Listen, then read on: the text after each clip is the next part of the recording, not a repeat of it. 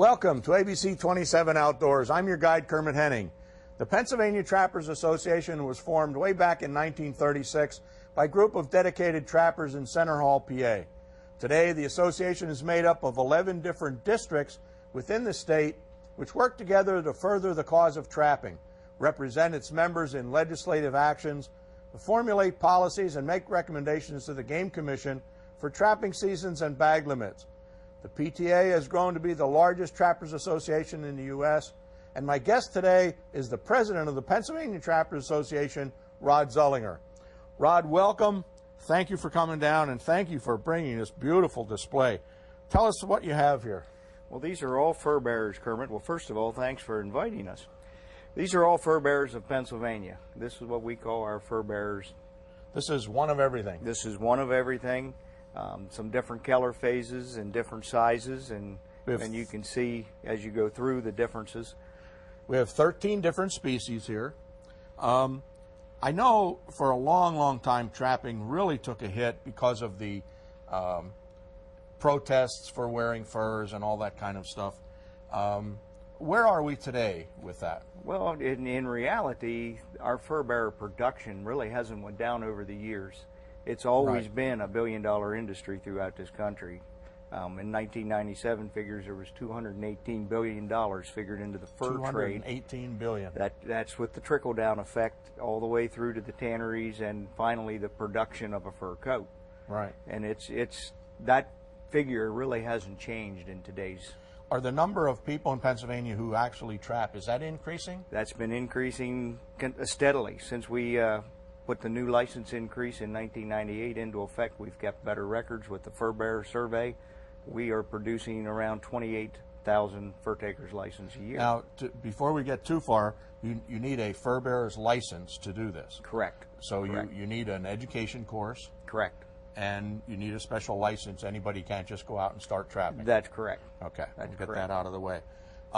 What about the prices of furs? Have they shown an increase or decrease? Well, they do, and that fluctuates just like any market where the supply and demand affects the market. Right. You're going to have those fluctuations. Right now, the market is stable, and it's been stable for the last 5 or 6 years. Some species maybe jump ahead one year and then level out again the next year. But the fur prices have been a stable commodity. I know probably one of the best is this one, the beaver. Pretty common in Pennsylvania. Yes, yes it is. Of course, now the other thing too that we have here, we have everything from land to water to deep woods to open areas. I mean, no matter where you go in Pennsylvania, there's some type of a fur bearer. Especially this guy, the skunk. I know a lot of homeowners having problems with this guy. And this one you say is an albino. This is also a skunk. Yes. It's a pure albino.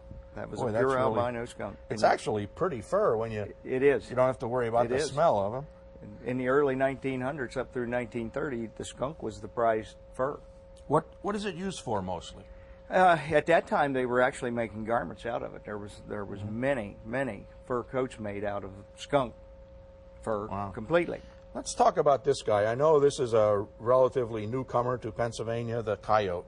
What's the status of the coyote? Well, the coyote has been increasing steadily for the last 10 years, and that population is growing and growing and growing. Now, it will get to a point that I think it's probably going to stabilize, and you're going to see them. Just about every sportsman out there today that's hunting, trapping, eventually you're going to run into a coyote. You see two different ones here, indicating that they do come in a lot of different color phases and color combinations. Yes, they do, and that's pretty. It's not real rare to come up with a black or an intermediate black. This was a black, and these are all from Pennsylvania. That fur is just so soft; it's just amazing. And they come in red too. I've seen them the color of the red fox. And we have on the end the foxes, the red and the gray. Correct. Is there a specific habitat that one is more? Oh yes, actually the gray fox is more in the feline family. It has the retractable claws that it can climb trees, and it is only native to North America. Wow. So it is. And it's a smaller fox. It lives in a smaller area. It can hoe, it can den. Has a lot of versatility to it that the red fox generally does not. A red fox is an open land predator. Right. It stays in the land. It hunts in that open land. You'll see more of those in the farm fields, and this is more of a woods land. Thank you, Rod, for bringing this all down. thanks for enlightening us a little bit about trapping, and I'm sure a lot of people get some interest. We'll get some more trappers to join you guys. Oh, that'd be great. For ABC 27 Outdoors, I'm Kermit Henning.